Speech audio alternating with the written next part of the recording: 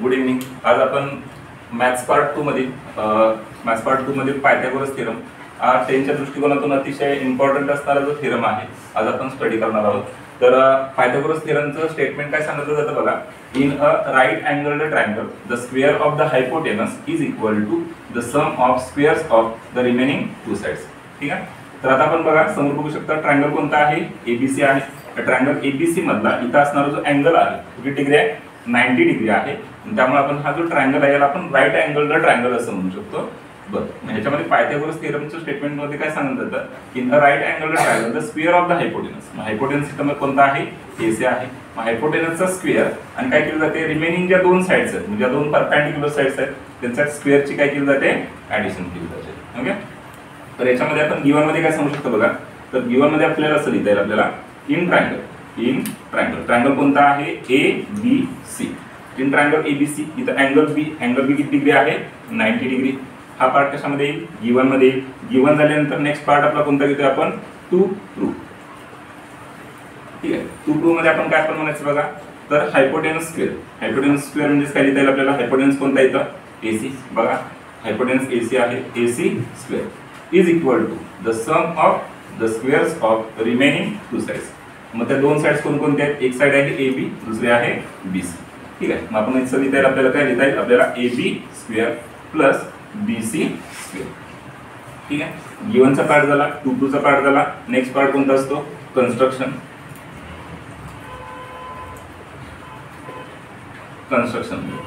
मध्ये extra part आपल्याला diagram मध्ये कोणता दिसते बघा.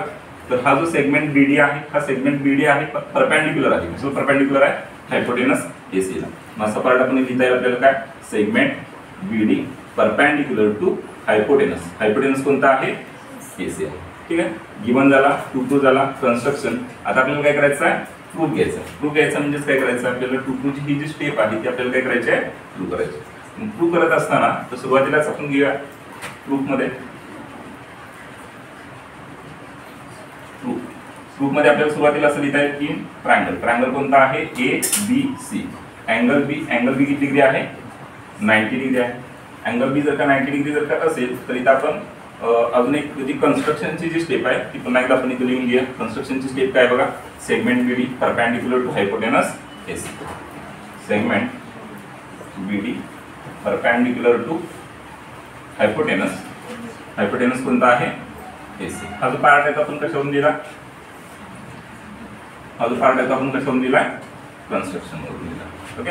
आता बघा, तर आपल्याला एक प्रॉपर्टी झालेली आहे, सिमिलॅरिटी ऑफ राईट अँगल ट्रायंगलची जी प्रॉपर्टी झाली आहे त्या प्रॉपर्टीनुसार आपल्याला एक स्टेप देता येईल.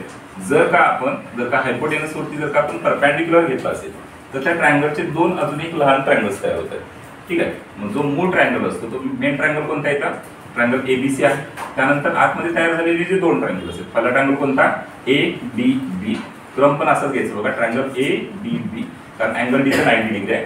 त्यानंतर अजून एक छोटा ट्रायंगल कोणता तयार होतोय, ट्रायंगल बी डी सी. त्याचा पण सिक्वेन्स सेमच घ्यायचा, ट्रायंगल बी डी सी, कारण अँगल डी किती डिग्री आहे, 90 डिग्री. अशा प्रकारचे जे तीन ट्रायंगल्स आहेत ते सिमिलर असतात. पहिला ट्रायंगल घ्या, ट्रायंगल मोठा ट्रायंगल कोणता आहे, triangle ABC, similar to triangle A D B and similar to triangle कोणता, A D C. Sorry, triangle B D C. अशा प्रकारे ट्रायंगल्स घ्यायचे. ओके. हा जो पार्ट आहे तो आपण कशावरून दिला, similarity of right angled triangles. Similarity of right angled triangles. Okay. त्यानंतर आपल्याला काय करायचं, हा पार्ट आपल्याला प्रूव्ह करायचा. हा पार्ट प्रूव्ह करत असताना ही जी स्टेप आहे या स्टेपचा आपण यूज करायचा. पहिला पार्ट आपण कोणता घ्या, triangle ABC, triangle A B C similar to triangle A D B असं आपण म्हणूया. याला काय केलं आपण, इक्वेशन फर्स्ट. हा जो पार्ट आहे तो आपण कशावरून घेतला, फ्रॉम फर्स्ट, इक्वेशन फर्स्ट वरून घेतला. ठीक आहे. पुन्हा याच्यात आपण करस्पॉन्डिंग साइड्स घ्यायच्या. करस्पॉन्डिंग साइड्स कशा घेता येईल बघा. साइड एबीची करस्पॉन्डिंग साइड कोणत्या इथं, AD is equal to second पुन्हा कोणता घेता येईल, पार्ट बीसी अपॉन इथला पार्ट कोणता लिहिता येईल आपल्याला, DB is equal to AC is equal to upon इथं काय लिहिता आपल्याला, एबी. आपला जो फर्स्ट पार्ट आहे त्याच्यामध्ये आपल्याला एबी स्क्वेअर स्टेप आणायचा. एबी आपल्याला कुठे दिसते बघा, इथं एबी आहे, इथं एबी आहे. बरं ह्यांचं क्रॉस मल्टिप्लिकेशन करून आपल्याला AB आपल्याला AB स्क्वेअर टर्म आपल्याला आणता येईल. त्यासाठी ही जी टर्म आहे ती आपण काय करूया निग्लेक्ट करूया. हा जो पार्ट दिला यांना आपण काय म्हणतो corresponding sides of similar triangles. पुन्हा आपल्याला स्टेप लिहिता काय लिहिता आपल्याला AB अपॉन AD हा पार्ट आपण निग्लेक्ट करायचा is equal to AC upon AB. Okay पुन्हा यांची क्रॉस मल्टिप्लिकेशन करायची. मग काय लिहिता आपल्याला AB into AB is equal to AC into AB. ठीक आहे AB इंटू AB टर्म काय मिळाली आपल्याला AB square is equal to काय लिहिता आपल्याला AC इंटू AD अशा प्रकारे स्टेप लिहिता. हा जो पार्ट आहे याला काय आपण म्हणूया इक्वेशन फर्स्ट आपण म्हणूया. ठीक आहे त्यानंतर पुन्हा दोन ट्रायंगल्स घ्यायचे. कोणते दोन ट्रायंगल्स बघा क्रम पण लक्षात ठेवा. पहिला ट्रायंगल ABC घ्यायचा नंतर लास्ट ट्रायंगल कोणता आहे BBC. मेन ट्रायंगल आहे तो आहे तोच ठेवायचा. पहिला triangle ABC similar to triangle BDC हा पार्ट घ्यायचा. हा पार्ट आपण कशावरून घेतला इक्वेशन सेकंड फ्रॉम इक्वेशन कोणतं फर्स्ट. पुन्हा यांच्या करस्पॉन्डिंग साइड्स घ्यायच्या. मग काय लिहिता आपल्याला AB upon BD is equal to BC upon DC is equal to AC upon BC. हा पार्ट आपण काय लिहिला corresponding sides of similar triangles असं आपण म्हणायचं. ओके मग सेम पार्ट आपल्याला BC स्क्वेअर टर्म आपल्याला आणायचा. इथं BC दिसतं इथं BC दिसतं. हा जो पार्ट आहे तो आपण काय करूया निग्लेक्ट करूया. तर रिमेनिंग स्टेप आपल्याला द्यायचे. इथं टर्म काय लिहिता आपल्याला मग BC upon DC is equal to AC upon BC. पुन्हा क्रॉस मल्टिप्लिकेशन घ्यायचे.